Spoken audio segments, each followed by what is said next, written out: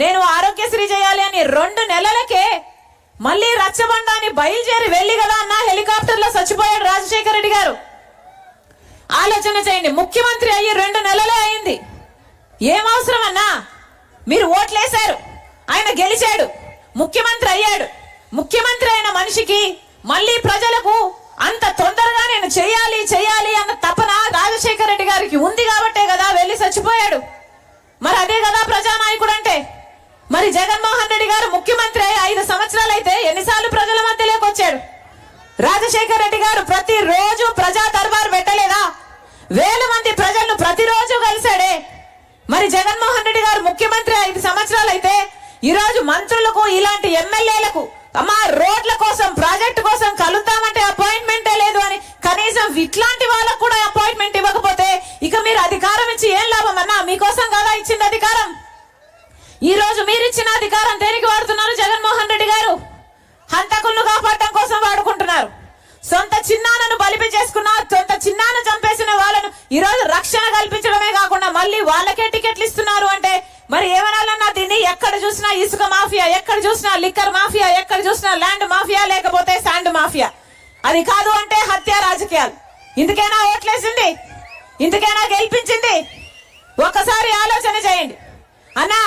ఒక వైసీపీయే కాదు, టీడీపీ ప్రభుత్వం, టీడీపీ పార్టీ కూడా అలాగే తయారైంది. ఎవరైనా రాజకీయాల కోసమే పనిచేస్తున్నారు. ఈరోజు చంద్రబాబు గారు ముందు 5 సంవత్సరాలు ముఖ్యమంత్రిగా ఉన్నారు, ప్రజల కోసం పనిచేశారా అన్నా? ఏం చెప్పారు ఆ రోజు? 10 సంవత్సరాల ప్రత్యేక హోదా తెస్తాను అని చెప్పాడు చంద్రబాబు గారు. వచ్చిందా? ఆఖరికి ప్రత్యేక హోదా అన్న ఊసే లేకుండా చేశాడు చంద్రబాబు గారు. ఆ రోజుల్లో జగన్మోహన్ రెడ్డి గారు నన్ను ముఖ్యమంత్రిని చేయండి, నేను బీజేపీ మెడలు వంచి ప్రత్యేక హోదా తీసుకొస్తాను అన్నాడు. పోనీ ఈయన ముఖ్యమంత్రి అయ్యాక ఒక్క నిజమైన ఉద్యమమైనా చేశాడా ప్రత్యేక హోదా కోసం? అంటే మొత్తం ఇటు ఒకవైపు చంద్రబాబు గారు, ఒకవైపు జగన్మోహన్ రెడ్డి గారు ఇద్దరు బీజేపీ పార్టీకి మన ప్రత్యేక హోదాను తాకట్టు పెట్టారు, మన పోలవరం ప్రాజెక్టును తాకట్టు పెట్టారు, మన రాజధానిని తాకట్టు పెట్టారు, మన ప్రజలను, మన బిడ్డలను, వారి భవిష్యత్తును మొత్తం బీజేపీ పార్టీకి తాకట్టు పెట్టారు కదా. 10 సంవత్సరాలు అయింది మన రాష్ట్రం ఏర్పడి. మనకేం మిగిలింది? ఈ 10 సంవత్సరాలలో కనీసం పట్టుమని 10 కొత్త పరిశ్రమలైనా వచ్చాయా? అభివృద్ధి జరిగిందా? మన రాష్ట్రం ఒక్క అడుగైనా ముందుకు వెళ్ళిందా? మరి ఎందుకు వేయాలన్నా చంద్రబాబుకైనా వైసీపీకైనా ఓట్లు? ఆలోచన చేయండి అన్నా. పక్క రాష్ట్రాలన్నీ దూసుకుపోతున్నాయి వేగంగా అభివృద్ధిలో. పక్క రాష్ట్రాలన్నీ వేగంగా అభివృద్ధి చెందిపోతున్నాయి. మన రాష్ట్రం కథ, మన బిడ్డల కథ ఏమిటి? పక్కన హైదరాబాద్ ఉంది, బెంగళూరు ఉంది, చెన్నై ఉంది. మనకేముంది? మనకేముందన్నా? చేతిలో చిప్ ఉంది.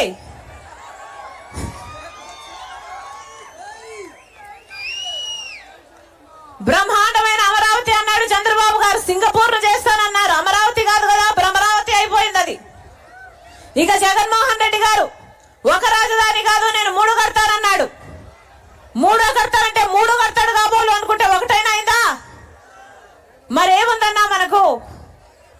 ఆలోచన చేయండి. ఇప్పటికైనా మళ్ళీ మళ్ళీ మోసపోకుండా ఒక్కసారి మేలుకోండి. ఓటు అనేది మీ చేతిలో ఉన్న ఆయుధం. ఓటు అనేది మీ చేతిలో ఉన్న ఆయుధం, మీ జీవితాలను మార్చే ఆయుధం, మీ బిడ్డల భవిష్యత్తును మార్చే ఆయుధం. ఒక్కసారి ఓటు వేసే ముందు ఎందుకు వేస్తున్నాం, ఎవరికి వేస్తున్నాం, మా బిడ్డల కోసం వేసుకుందామని ఒక్కసారి ఆలోచన చేసి ఓటు వేయండి. ఈరోజు మనస్ఫూర్తిగా చెప్తున్నా, ఈరోజు రాజశేఖర రెడ్డి బిడ్డ కాంగ్రెస్ పార్టీలో చేరింది అంటే ఎందుకు చేరిందన్నా? ఏదో రాజ్యాలు ఏరడానికి, ముఖ్యమంత్రి అయిపోవడానికి చేరలేదు రాజశేఖర రెడ్డి బిడ్డ. ఈరోజు కాంగ్రెస్ పార్టీలో చేరింది అంటే ఎందుకు చేరింది? ఒక్క కాంగ్రెస్ పార్టీ మాత్రమే అధికారం లేకొచ్చినాక 10 సంవత్సరాల ప్రత్యేక హోదా ఇస్తామన్న ఏకైక నాయకుడు రాహుల్ గాంధీ గారు కాబట్టి ఈరోజు కాంగ్రెస్ పార్టీలో చేరింది రాజశేఖర రెడ్డి బిడ్డ అంటే ఎందుకు చేరింది? ఎందుకంటే ఒకవైపు టీడీపీ, ఒకవైపు వైసీపీ మన ప్రజలను, ప్రజల ప్రయోజనం